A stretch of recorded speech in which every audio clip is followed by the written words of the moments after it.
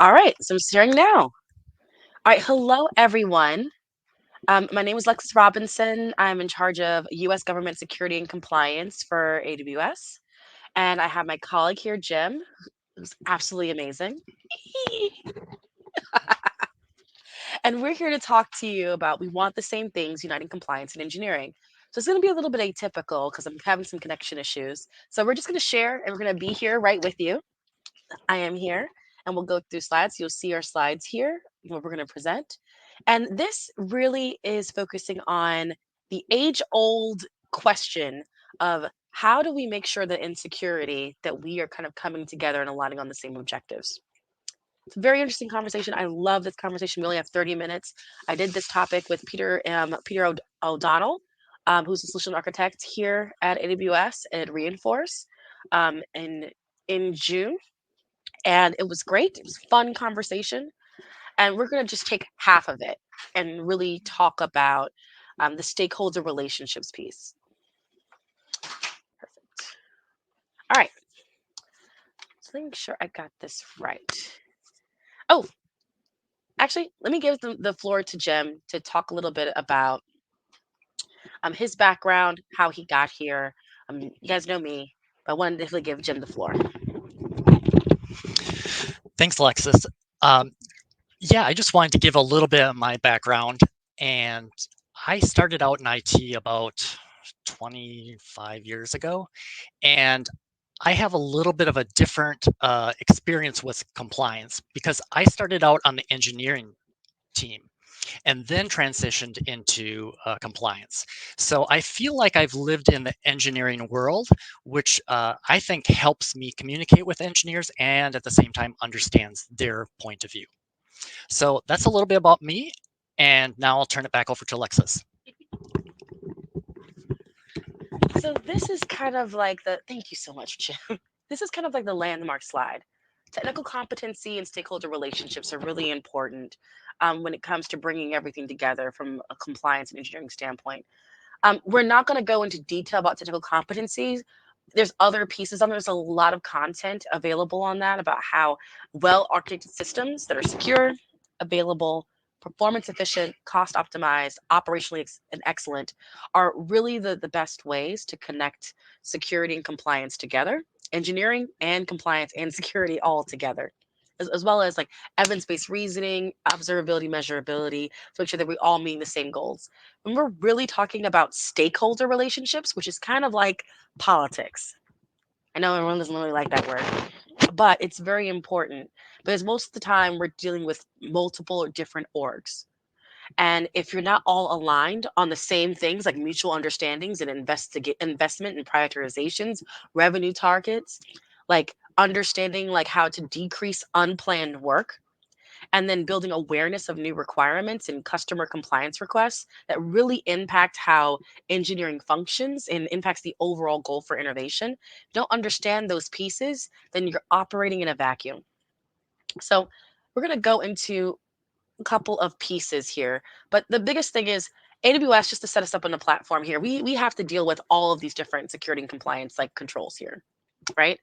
um oh, should I You can go ahead. all right, go. So this is an important because you can't do each one of these in a silo. You have to reuse information, evidence, and processes in order to support this. As companies grow, you're really dealing with, like, how do I say it? Not just grow, but also serve different industries. All of these things are going to be relevant for you as well. So if you want growth, if you want to be able to meet your bottom line and be able to scale, you're also going to have to scale your processes to be able to deal with all these different compliance regulations.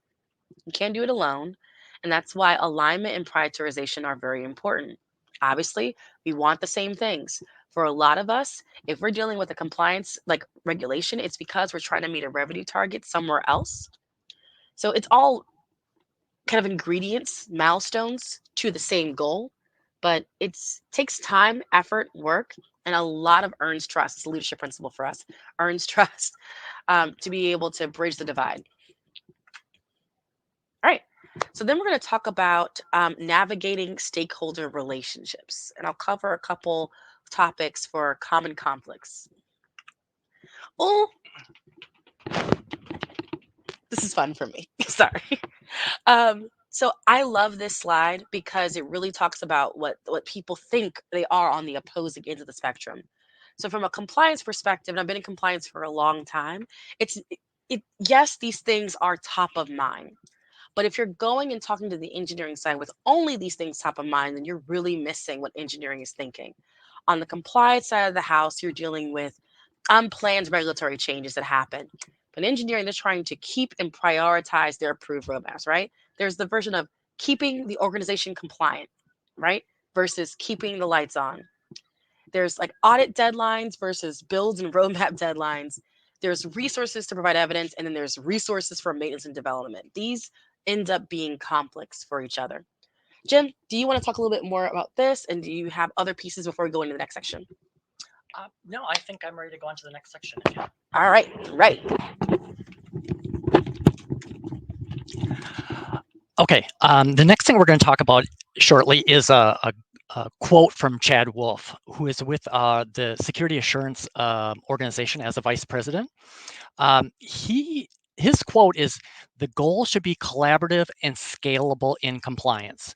In other words, compliance should be embedded in the way engineering teams do work. So in other words, we're working together. All right, next I want to talk about shareholder relationship. Excuse me? Okay. I'm going to talk about shareholder relationship best practices. Now, before I dig into that, I just want to emphasize that I come from a technical background. And being in a technical background, I like to keep things simple with small words, no fancy language, no marketing. So you're going to see my style on some of these slides simplified, if you will. So let's get into the first one where it talks about being aligned for success. This first best practice is to agree on how compliance and engineering will measure success. So we have to have mutual agreement on what success looks like and how we measure it. A second best practice is a unified set of business objectives or goals supported by compliance. These goals should be SMART goals. Many of you are aware of the mnemonic acronym used by management where SMART, SMART, means specific, measurable, attainable, relevant, and time-based. Next, let me move on to, oops, I move forward on the slide a little bit. Let me switch back. Yep, to number 3 here, which mentions cross-functional enablement for compliance and engineering outcomes through cross-representation. What does that mean? That seems like a lot. Basically, what it means is achieving the compliance and engineering desired results by collectively working together. So how is this achieved? Well, a representative from compliance needs to be involved in the strategic planning or has a seat at the table when the engineering team set their goals. Vice versa, engineering needs to be represented and have a say in the strategic compliance planning. Now, I'm going to walk through a simple example. So let's take an engineering goal of completing an airplane in the USA in 3 years' time. So we're trying to build an airplane in 3 years' time. In very simplistic terms, engineers want to create software to assist the pilot in flying the plane in the first year. In the second year, they want to concentrate on creating the physical plane. And in the third year, they want to refine the plane and test it. So by the end of year 3, again, we have a working airplane flying the friendly skies in the USA. Now, how does that happen? That happens only if the compliance team knows the Federal Administration FAA review and inspection plans. During the build process, the FAA inspectors are going to monitor the building of the airplane so proper components and safety standards are followed. Once the airplane is built, FAA inspectors are going to monitor it and validate it works as expected with the proper redundancies are in place. And once the airplane meets the FAA requirements, the plane gets a certificate to fly. Now, to meet that 3-year goal, the compliance teams must be a member or must be aware of the FAA regulations and communicate these regulations to the engineers. The compliance teams need to validate the build is following the proper detailed plans, meeting the FAA regulations. They must work with the FAA inspectors to perform the inspections at proper times and work with the FAA inspectors to achieve the final certification to fly. Without each of these two teams working together on the goal is basically unachievable. Now, let's move on to additional shareholder relationship best practices. This next bullet talks about mutual advocacy and process improvement. By this, I mean we have to have mutual support and participation between the groups to ensure the requirements are feasible. And not just feasible, but improved over time. So how, how is this done? Well, mutual involvement by the compliance and engineering teams in the systems design and architecture of the product or service, having compliance personnel assigned to sit at the table during the design and design of the compliance requirements. Now, design and the compliance requirements are clearly known and understood by before the designing starts. Or the engineers are involved, oh, I should say, and the engineers are involved in influencing uh, efforts related to regulations. So what are the methods that this can be achieved? One, again, analysis through design reviews and audits of our product or service. Another method is, like I just mentioned, engineers can be involved in helping to influence regulations that will have an impact on existing products, and or future products not yet built. So think of it in this way. The product or service is designed with regulations built in. No rework is required to bolt in the compliance, such as security requirements. The code related to security, for example, can then be reused and improved over time for future products. Now, we're going to talk about prioritizing, excuse me, evidence and automation. So what do we want to do? We want to ensure the independence of auditors and audits to prevent undue influence. So you can think of this as on the engineering side, a engineer does not test their own code. They have a third party or a friend or coworker to test it. Another option is automating evidence gathering as much as possible. Again, automating that evidence gathering process. So you may ask, how do we automate the production of or gathering of evidence? Well, I'll give you an example. In the DoD world, there are these things called Security Technical Implementation Guides, or STIGs. These are used to test security compliance of software for DoD systems. STIGs can be thought of as a checklist of security controls manually validated by people. All right, so we've got a checklist. We walk through it. We test the controls. Hey, that's great, but it's kind of slow. What happens next? Well, you can take STIGs and have them automated through the use of a SCAP tool. SCAP stands for Security Content Automation Protocol. Think of this as a script to do the validation of security by checking the configuration settings of a system. So it's no longer manual. It's a script that's looking at the system, checking the settings, and making sure that they are meeting the security compliance requirements. Other examples of automation could be using dynamic testing tools. These tools mimic the execution of the system to test for compliance. Now, keeping all this in mind, we don't want to ask engineering team for the same evidence multiple times for particularly even different types of audits or audit regimens. So how about creating a database of evidence? Reuse the evidence whenever possible. Now, for the last stakeholder relationship, best practice. We want to have security and compliance notifications tied to or connected to performance goals. Asking the questions, are we improving security over time? If we are, can we reward those efforts? Is improved compliance leading to additional customers? Are we opening up new markets for this product or service because we're becoming more compliant and more secure? I, I will say AWS achieves certifications to new security standards or new country regulations. And when we do that, it opens up potential new customer bases.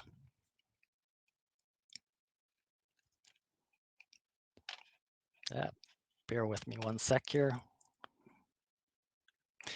All right, now we're going to talk about examples of some shared security goals. Now, this first one talks about vulnerability management thresholds and making sure the risk isn't passed on to customers and scrutinized by regulators. All right, that's all nice. What does that mean? Well, that means we want to remain within the allowable or acceptable number of bugs, system errors, or flaws within a system to, quote, the thresholds or acceptable standards, reducing the risk to customers using the system. So again, managing that risk and making sure that the risk is not too high. In the previous example, when I talked about building an airplane, we want to make sure that the physical components do not fail or break apart before they should. If an airplane part breaks before it should, then this failure could lead to risk of the passengers on the plane. I think we all understand we don't want to be in that type of position. So compliance and regulations matter. When thinking about the additional scrutiny by regulators, let's look at it from a different angle. And let's consider the automobile industry. If the number of drivers experiencing brake failures increases too fast, this could lead to reviews by regulators and potentially a vehicle recall. So again, managing that risk and keeping it within acceptable boundaries is very important. What's another shared goal? One shared goal within AWS is expand the number of compliant regions that we have for our services and features. In this example, we talked about expanding to 15 different regions in new markets by 2022. I believe this example is pretty clear, but if an AWS service meets the privacy and security requirements of multiple compliant regulations, then they may be additional markets in new countries because we're meeting these privacy and security requirements in multiple locations. What's another example of a shared goal? This one is increasing reuse of commonly used evidence for compliance audits by 50% by 2023. I think that's kind of clear too. And back to my earlier point, if we referenced a compliance evidence database, for example, by using this database, we can reuse evidence, thus reducing the manual efforts for annual compliance audits. And the last one is basically building in security controls into the deployment process and reducing unplanned work.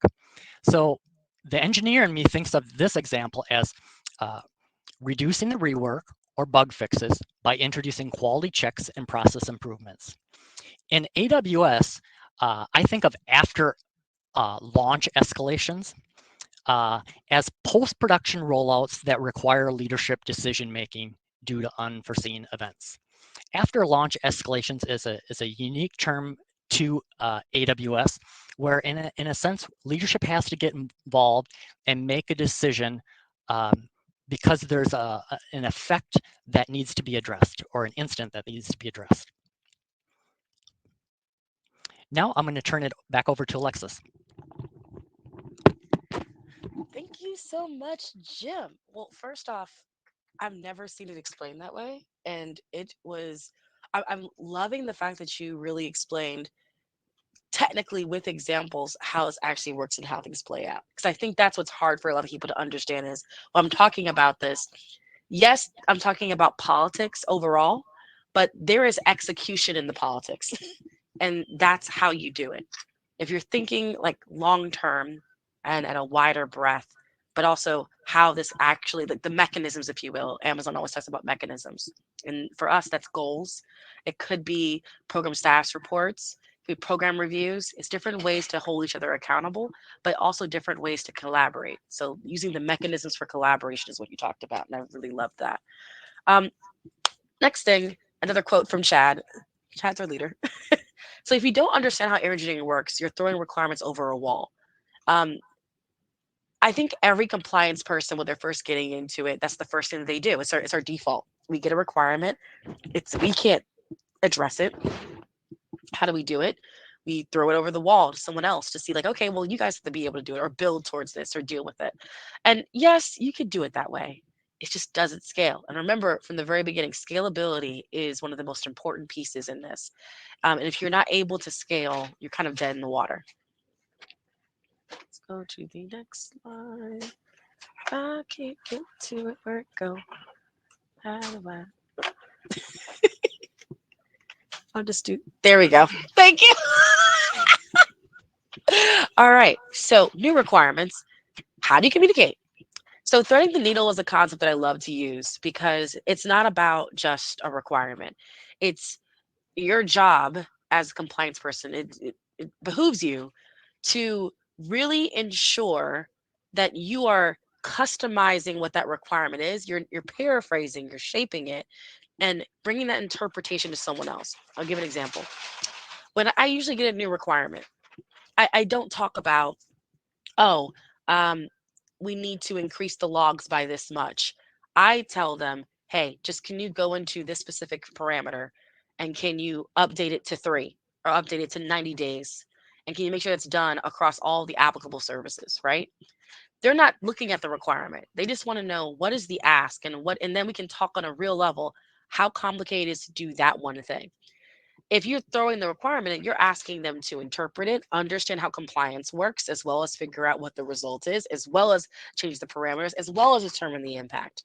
And if you've at least done some of the work for them, it makes it easier for people to one understand you, but also make sure that you're legitimate. You're not just a compliance person. You're a partner in this. And when I say this, it's you have to do it in a variety of different ways. Like, so I've talked about how you would do it from an engineering perspective. It's just one layer of this. But when you're talking to public policy, that's the other thing too. If you're getting a new requirement, are you just thinking, oh, well, we have to comply and that's it? There's a lot of options out there to shape things before they actually become a law or become a requirement or a big piece. You can talk to regulators and really have them understand, do you actually know what this looks like in practice though? And here's another way to get there. Most of the new requirements we get from a security perspective is operating based on a couple things, but one of them is a common denominator. That's fear. Is the regulator? What is the lawmaker fearful of that caused this requirement to exist? Most of the time, they don't know all of the options, and so what they're choosing is without your input, and sometimes out of cloud service providers' input. So what we do is we try to shape things not so that we don't do anything, but we really address the fear and not get so spun up on the mechanism or the parameter that they've assigned. But when you do that, and when engineering hears that, right? That's when you really show that you're connected and together in this. It means that we're all on the same side. So another example I'm going to do here is a case study for like NIST 805 for Red 4 to 5. So I'm going to turn it over to Jim because he directly worked in this. We're not just talking and paraphrasing what this is. He directly did this to talk through this case study and how it relates to threading the needle. Thanks, Alexis. Um, Alexis really hit on a good point just a few sentences ago when she used the term shape. So this uh, slide is talking about NIST 853, revision 4 to 5. So what happened and how? What is the story? Well, I'm going to tell you. Uh, AWS knew there were efforts underway to update NIST 853.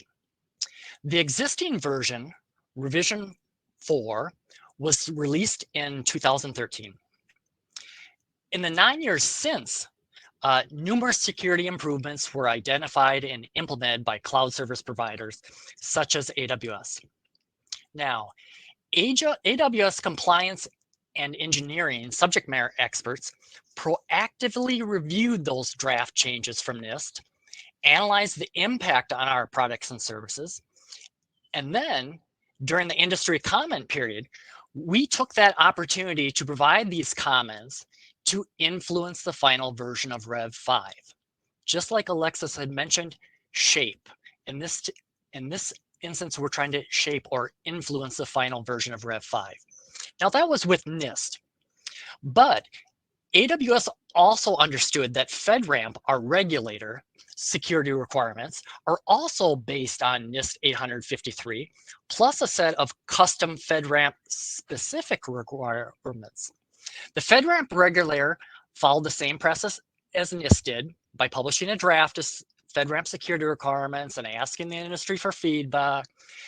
Again, AWS analyzed the FedRAMP security requirements, determined the impact on our products and services, and we took the opportunity again to provide feedback to help influence the final security requirements.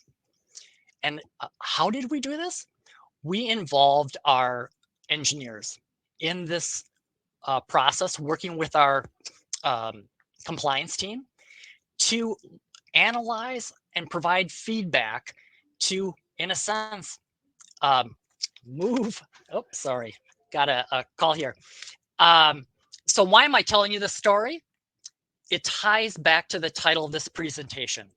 We want the same things, uniting compliance and engineering by working together to achieve the shared goals relating to NIST 850 Rev 5.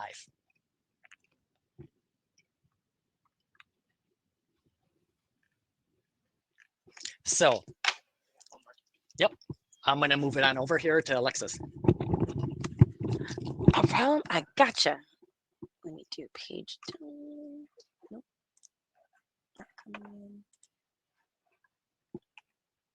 Oops. Yeah, it's like not doing it. Oh, it's doing it now. There we go. I'll do this. Okay. All right. So going into another example, and I'll be really, really quick because I know we're at time. So sometimes visualizing how every part plays into the process helps. And this is one example, which is cycle assessments. It's like a process to batch assessments of cloud service based on customer demand. So sales, engineering, operations, audit liaisons, third-party assessors, regulators, everyone knows what their part is in the major part of the process. So that, and we're all speaking the same language. So I'm talking about onboarding. Everyone knows what we're talking about. We're talking about 3PO assessment. They know what's involved. When I'm talking about job review, they know what's involved. Talking about Kanban, they know what that means. Everyone knows what it means because everyone's looking at the same visual and speaking on the same language. It helps. And at the end goal, we all know there's a dollar amount at the end of it. So that's the whole point of bringing this all together, right? Going to the last piece. So I'll take the first two. And do you want to take the last two? Sure. All right. So here's some takeaways for this, right? And some things are, obviously in the technical part of the presentation, but these are things that no matter what, I want you to either copy this, screenshot this. This is the slide to really take away, right? So it's really important to push for compliance by design. If you're doing that, everyone automatically knows that you're trying to reduce the level of effort for all these different independent teams. But you just lead with that. And then building that culture of trust, cross functional education, collaboration, and mutual advocacy will definitely build the yeah, well, it's the culture. It's already here. Working together, making sure that we're all aligned on various measurements for success. But I'm going too far, I'm going too deep. But really, if you don't have that culture of trust, there's no way that you're able to meet the finish line together. Turn it over to Jim for the last two. All right, to finish up with the last two, uh, we've got aligned measurements for success. What does that really mean? It means develop shared goals and determine a way to measure those goals. Are we meeting the goals that we communicated and agreed to earlier? That's what we need to do. And for the last point regarding threading the needle with regulators, auditors, and engineering teams, what does this mean to me from an engineering perspective? Well, it means do it right the first time by involving the right people at the right time.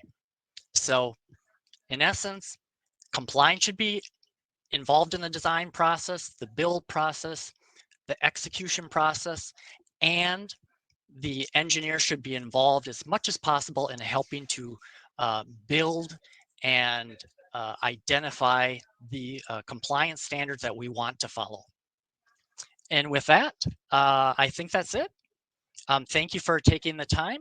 We really appreciate it and wish you a good rest of the conference.